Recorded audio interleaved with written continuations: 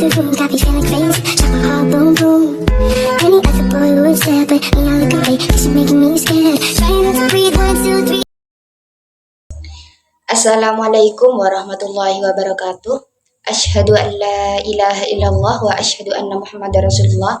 Yang saya ta'zimi Kiai Hasan Mutawakkil Allah SHMM selaku pengasuh Pondok Pesantren Zainul Hasan Genggong. Yang saya hormati Bapak Rektor Universitas Islam Zainul Hasan Genggong, Bapak Dr. Abdul Aziz Wahab BAMAG. Dan yang saya hormati Kaprodi Tadris Matematika yaitu Ibu Eka Rahayu MPD, dan yang saya hormati Ibu Wahyu Lestari MPD selaku dosen pengampu mata kuliah Strategi Pembelajaran Matematika. Baik, perkenalkan, nama saya Saadah, saya mahasiswa di Universitas Islam Zainul Hasan Genggong, Prodi Tadris Matematika yang kini sudah semester 4. Baik, pada kesempatan kali ini saya akan menjelaskan peta konsep yang berjudul metode pembelajaran. Yang pertama di sini ada pengertian metode mengajar. Dalam kegiatan belajar mengajar dibutuhkan suatu metode pembelajaran untuk menyampaikan materi yang diajarkan oleh pendidik secara efektif dan efisien untuk mempermudah mencapai tujuan pembelajaran yang hendak dicapai. Baik, selanjutnya faktor-faktor penentu metode mengajar. Pemilihan metode dalam belajar mengajar tidaklah sembarangan. Perlu adanya pertimbangan atas beberapa faktor yang memungkinkan terjadi. Berikut ada beberapa faktor penentu metode belajar, yaitu yang pertama ialah peserta didik. Peserta didik merupakan individu berpotensi yang menjadi tujuan akhir pendidikan. Di sekolah, pendidik berkewajiban untuk mendidiknya.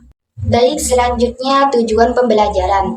Tujuan merupakan target akhir yang ingin dicapai. Tujuan mengajar juga diartikan sebagai tempat yang dituju dalam proses belajar mengajar. Baik, selanjutnya ada suasana pembelajaran. Suasana pembelajaran merupakan lingkungan belajar peserta didik.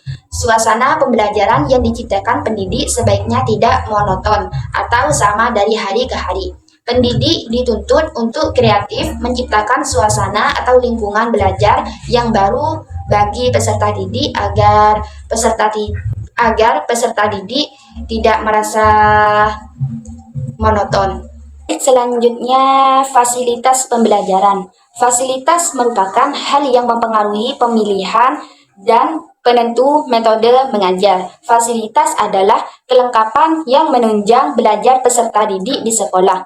Lengkap atau tidaknya fasilitas belajar akan mempengaruhi pemilihan metode belajar. Baik, selanjutnya pendidik. Seorang pendidik yang bergelar sarjana pendidikan dan kependidikan berbeda dengan pendidik yang sarjana bukan pendidikan dan kependidikan di bidang penguasa ilmu kependidikan dan kependidikan. Pendidik yang sarjana dan kependidikan barangkali lebih banyak menguasai metode-metode mengajar karena memang dibentuk sebagai tenaga ahli di bidang kependidikan dan wajar saja dia menjiwai dunia pendidikan. Jadi yang sarjana pendidikan itu lebih bisa menguasai metode dalam mengajar. Baik, selanjutnya ada jenis-jenis metode mengajar. Yang pertama ada metode proyek. Metode proyek atau unit adalah cara penyajian pelajaran yang bertitik tolak dari suatu masalah, kemudian dibahas dari berbagai segi yang berhubungan, sehingga pemecahan secara keseluruhan dan bermakna. Baik, selanjutnya ada metode eksperimen. Metode eksperimen atau percobaan adalah cara transfer informasi di mana peserta didik melakukan percobaan dan terlibat langsung serta membuktikan sendiri sesuatu yang dipelajari. Di mana dalam metode eksperimen ini peserta didik terlibat langsung serta membuktikan sendiri sesuatu yang dipelajari. Baik, selanjutnya ada metode tugas dan resitasi. Metode resitasi atau penugasan adalah metode penyajian bahan di mana pendidik memberikan tugas tertentu agar peserta didik melakukan kegiatan belajar. Selanjutnya ada metode demonstrasi. Metode demonstrasi merupakan metode pembelajaran dengan memperagakan atau mempertunjukkan kepada peserta didik suatu proses, situasi, atau benda tertentu yang sedang dipelajari, baik sebenarnya ataupun tiruan, yang sering disertai dengan penjelasan lisan.